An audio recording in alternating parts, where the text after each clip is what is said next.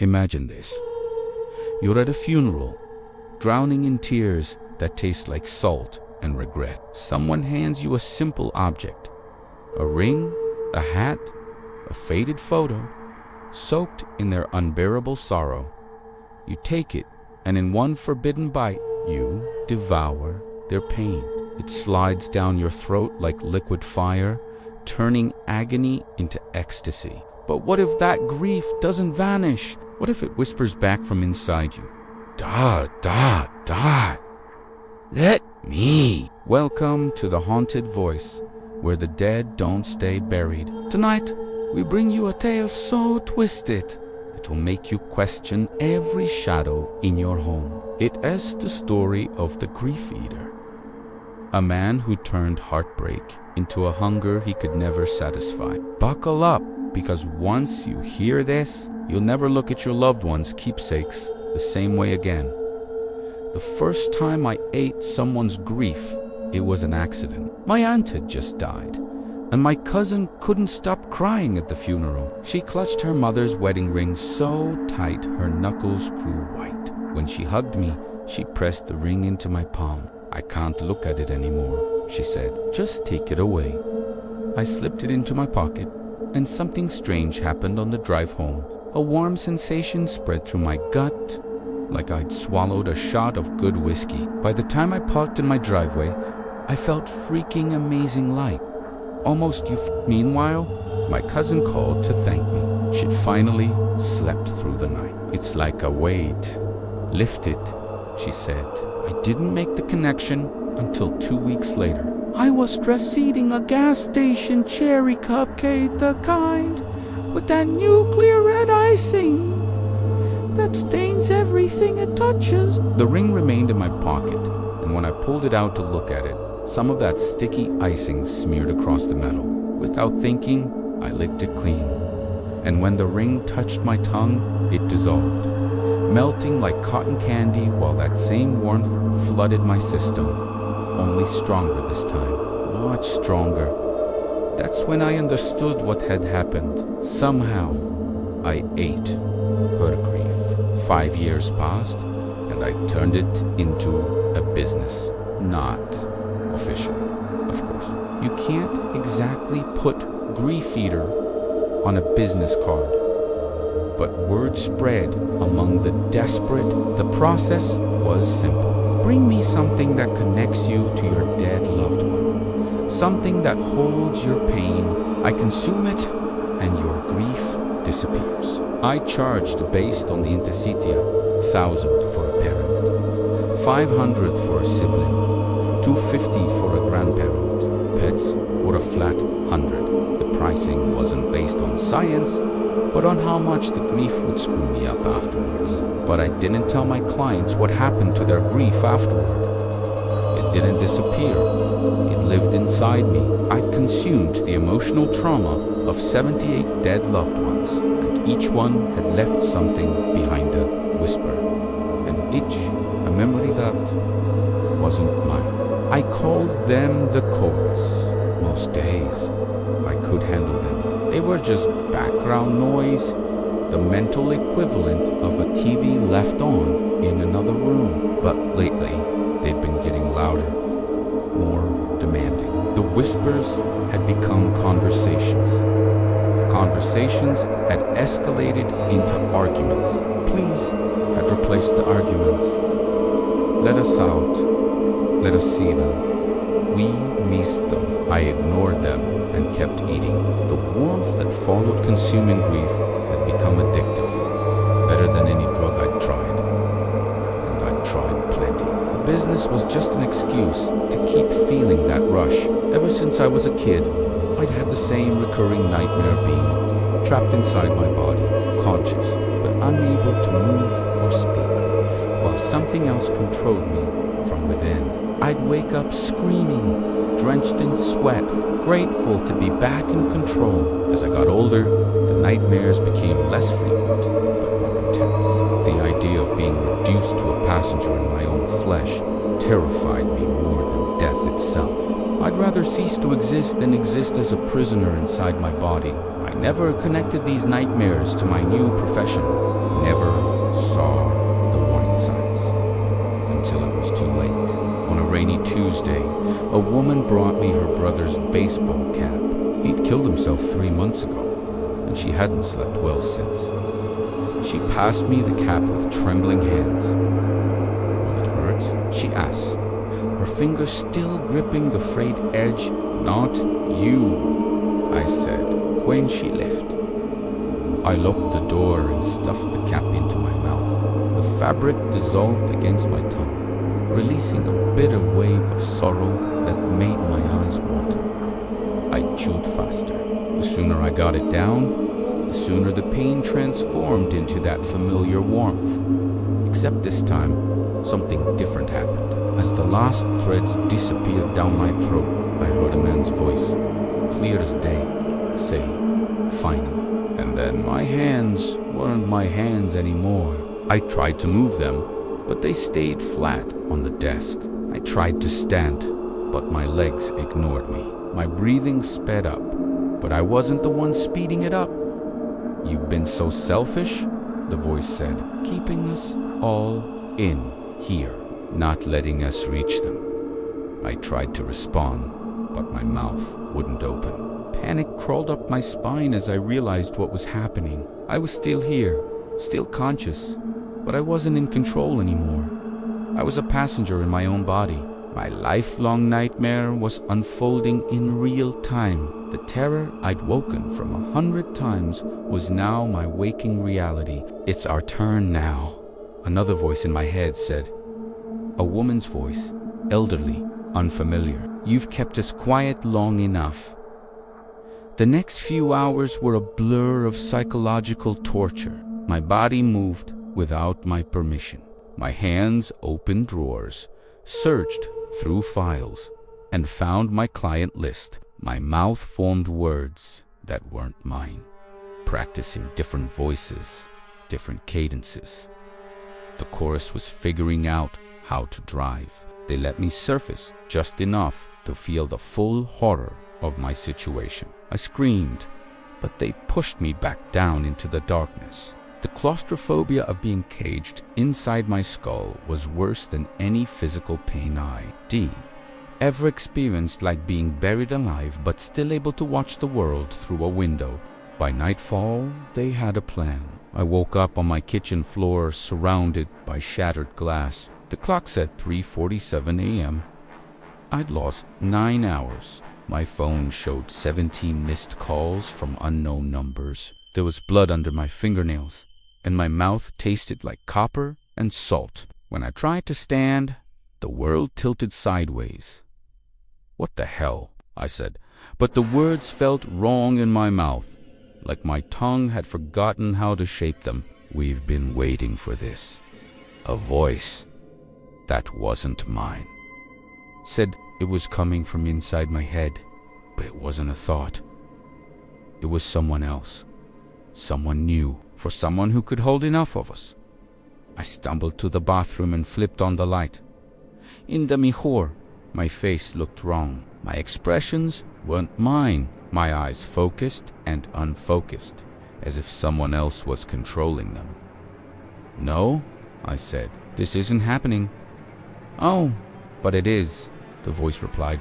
"You've been so generous, making space for us. And now we're going to return the favor." My hand rose to my face, but I wasn't the one moving it. I tried to scream, but my lips stayed sealed. My worst nightmare had always been this: losing control, being trapped inside while someone else drove.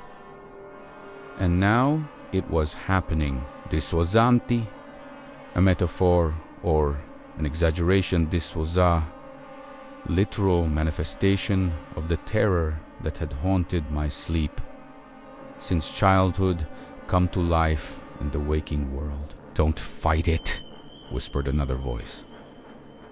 A woman's this time. "You'll just make it worse." And suddenly, the chorus wasn't background noise anymore. They were front and center, rising like a flood, and I was drowning in them. They took my body out for a test drive, and I remained conscious for every terrible moment of it. I saw everything through my eyes, but I was just a passenger now. They used my voice to talk to each other, arguing over who got control next. "The brother should go first," said my mouth in a voice that wasn't mine.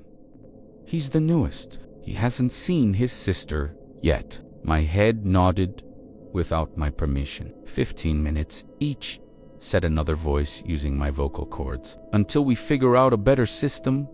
They were dividing me up like I was a timeshare property, and there was nothing I could do but watch. The suffocating horror of being reduced to an observer in your own life is impossible to describe to someone who hasn't experienced it. My body drove to the woman's house, the one who brought me her brother's cap yesterday.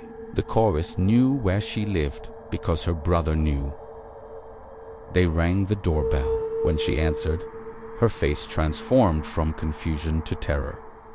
"Tommy," she said. "Hey, sis," my mouth said in her brother's voice. "I'm back." She backed away, shaking her head. "No, you're that person, the one who took the cap. What are you doing?" "It's complicated," my mouth said, "but I needed to see you, to tell you it wasn't your fault. They were using me like a puppet, and I couldn't even scream. Every childhood fear of possession, every adult anxiety about losing autonomy was all playing out in high definition. This wasn't just a nightmare. It was the nightmare that defined me." The woman was crying now. "This isn't funny. You need to leave. Remember that summer at Lake Michigan when I pushed you off the dock and you lost your new sunglasses? I said a fish took them." Her face went pale. "Nobody knew about that. I did." "I do." My hand reached out to touch her face. "I need you to do something for me now." "What?" she whispered. "I need you to give him something else. Something with more grief in it. My journal." "It's under the No!" I screamed inside my mind. "Don't listen to him." But, of course, she couldn't hear me. Nobody could. I sat trapped in the passenger seat of my body, watching as they used me to collect more grief. Mori memori souls to add to the chorus. Over the next 3 days, they visited 7 of my clients. Each time, the newest member of the chorus took control to convince their loved ones to hand over more grief-soaked items. Some were suspicious, but most were so desperate to believe they were communicating with their dead that they did whatever we asked. The pattern remained the same. My body would show up unannounced. My voice would say things only the dead person could know. My hands would take whatever they offered: journals, photographs, wedding rings, even clothing. And then my mouth would consume them, adding each new voice to the chorus. With each new object I consumed against my will, the chorus grew stronger. I felt myself shrinking, compressed into a smaller and smaller corner of my mind. The nightmare was consuming me, becoming more real with each passing hour. By the 4th day, I only got control for minutes at a time, usually when they were sleeping. During these brief windows, I tried everything to fight back pain, alcohol, even smashing my head against the wall. Nothing worked. They just laughed and took back control, their voices overlapping in a discord of mockery. The only time they let me surface was when they needed me to know something, like tonight, as my body lay on my bed, staring at the ceiling with eyes that no longer belonged to me. "We're going to the cemetery tomorrow," explained the first voice, my cousin's mother. "We've decided it's time to expand our operation." "What do you mean?" I thought at them. "Fresh grief is the sweetest," said another voice. "We're going to find those in mourning and offer our services directly." "No," I thought. "I won't let you." They laughed. A cacophony of unique tones, all using my vocal cords. You don't have a choice anymore. You're just the vessel now. And I realized they were right. I'd been so focused on fighting for control that I hadn't considered the alternative. Maybe I couldn't drive anymore, but I could still crash the car. While they debated their plans, I reached deep inside myself to the place where my own grief lived. Not their grief line. The pain I'd been running from my own life. I found the memory of my father's death overdose I discovered when I was 14. My mother's suicide 2 years later. The friend who died in my apartment while I was out buying more drugs for us. All the grief I'd never processed, never acknowledged, never consumed. I pulled it up like poison from a well, and before the chorus realized what I was doing, I turned it on. Grief is a living thing. It grows, changes, evolves, and when you feed it, it gets stronger. My grief flooded through the mental space the chorus occupied. As the grief-eating entities touched them, they screamed entities unfamiliar with grief themselves. They'd only been the echoes, the impressions left behind. Never had they been the source. Stop! They shrieked as my grief engulfed them. You wanted grief, I told them. Here it is, all you can eat. I forced every painful memory through my consciousness, every loss, every regret, every moment of despair I'd ever experienced. I'd spent my life running from these feelings, but now I embraced them. They were my weapons. The chorus splintered under the assault. Some voices faded altogether, others fragmented into whispers. A few of the strongest pushed back, trying to regain control, but the assault weakened them. For the first time in days, I moved my hand when I wanted to. I dragged myself to the bathroom, teeth clenched against the battle still raging in my mind. In the mejor. My face was gaunt, eyes bloodshot. I looked like I'd aged a decade, but they were my eyes again. At least for now, this isn't over, hissed one of the remaining voices. Why? Wait, we'll grow stronger again. No, I said aloud, my voice hoarse but my own. You won't.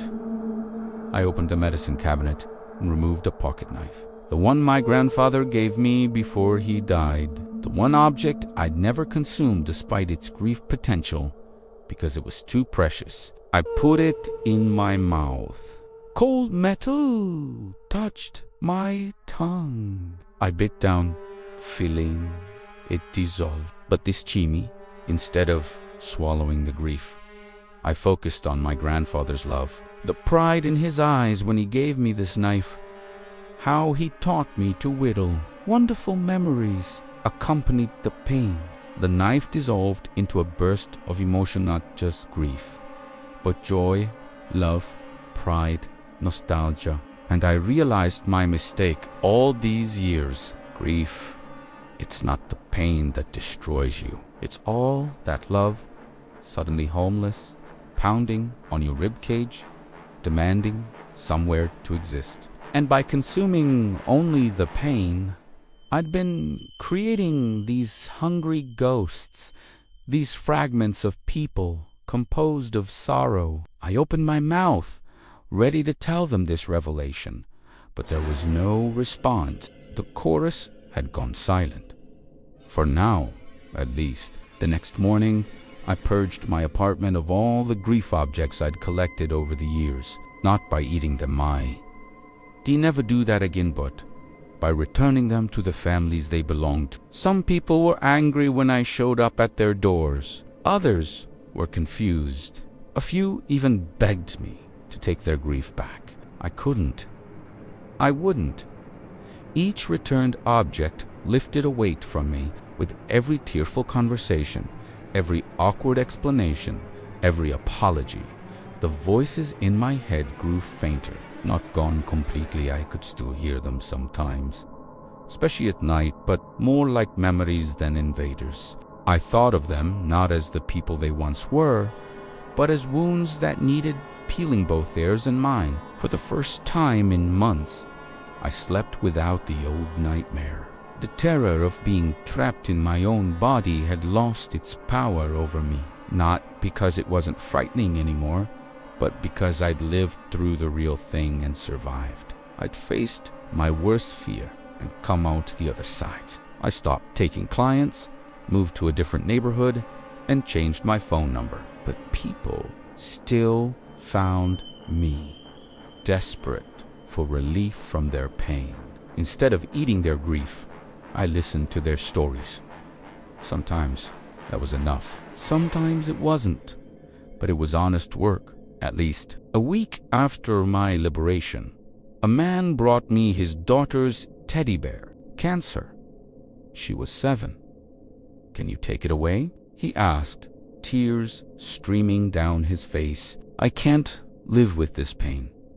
I sat with him for hours as he talked about her favorite ice cream flavor, the way she insisted on wearing mismatched socks, how brave she was. At the end, before he left, I told him the truth, that grief is just love, with nowhere to go, that the pain he felt was the other side of how much he loved her, that healing doesn't mean forgetting. "Keep the bear," I said.